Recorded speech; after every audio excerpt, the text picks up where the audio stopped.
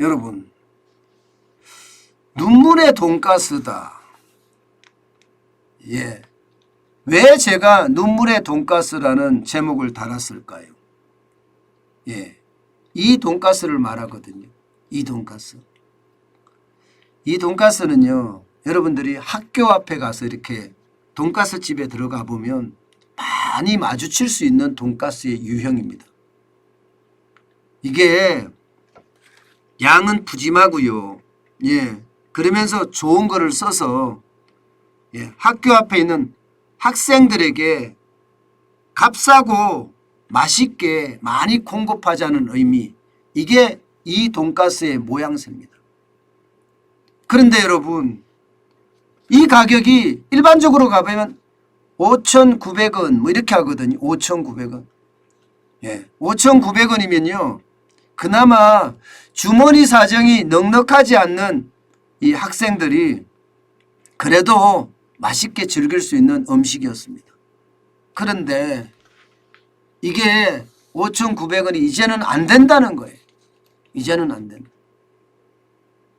이게 여러분 8,000원으로 올렸다고 합니다. 8,000원으로. 이게 8,000원으로 올라가면 2,100원이 올랐습니다. 5,900원에서 2,100원이 오르면 여러분 엄청나게 폭등을 한 겁니다. 폭등. 이게 안 올릴 수가 없다는 거예요. 안 올릴 수가. 예. 그만큼 말입니다. 재료비가 엄청나게 뛰었기 때문입니다. 여러분 이거 한번 보세요. 자, 돈가스를 만드는 주요 재료 얼마나 올랐는지 보여주는 지표인데요. 대시등심. 예, 작년 12월 대비입니다. 작년 12월 대비 6,700원이 8,200원 됐습니다. 22% 올랐습니다. 예, 베타믹스 27,000원이 33,000원 됐습니다. 22% 올랐습니다.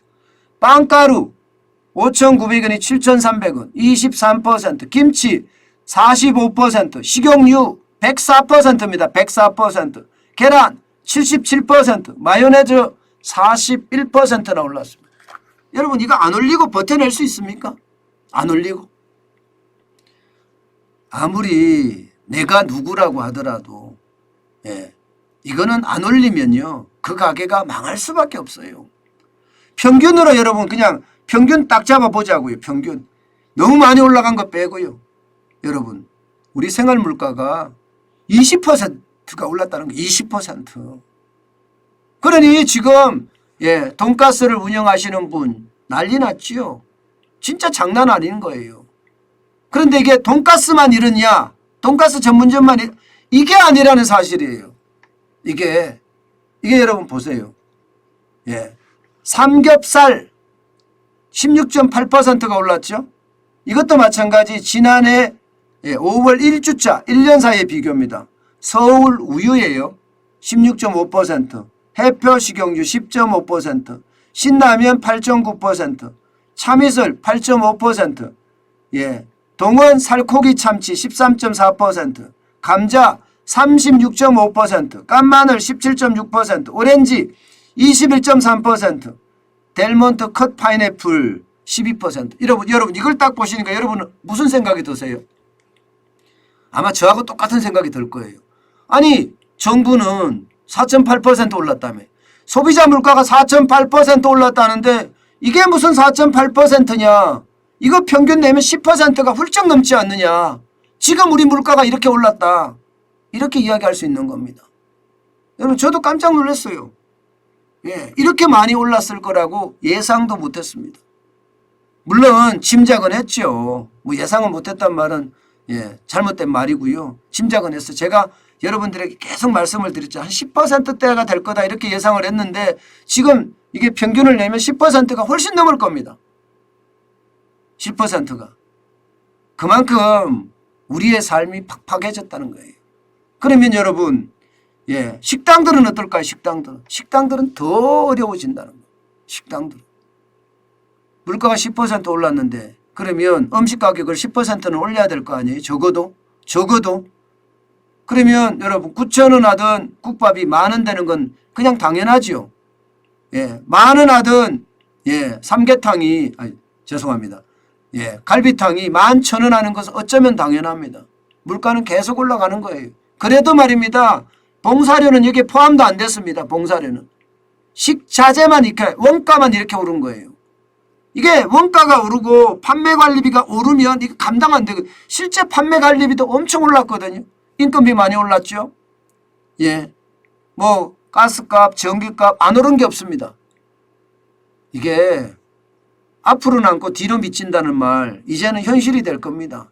게다가 우리 가게의 삶도 굉장히 어려우지. 굉장히 가게의 삶도. 이게 물가가 이 정도까지 올라가리라고 여러분 예상이나 했습니까? 예상도 못한 물가예요. 예상도 못한 물가. 저는요 그래요. 정부라면 윤석열 정부라면 물론 지금까지 통계라는 게 지금 문재인 정부 5년 동안 확 바뀌어서 어떻게 된지도 몰라요. 근데 중요한 것은요.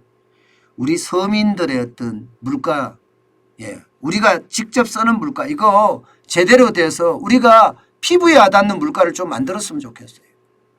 그리고 이 물가 빨리 잡아줬으면 좋겠어요.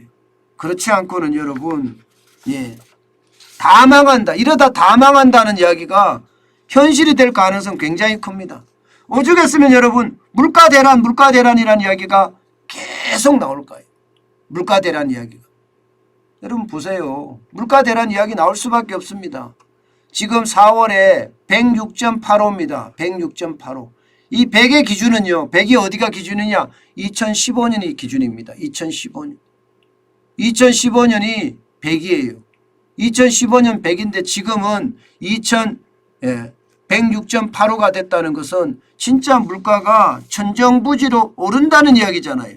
천정부지로. 그만큼 삶이 여러분 진짜 팍팍해진다는 이야기입니다. 결국 말입니다.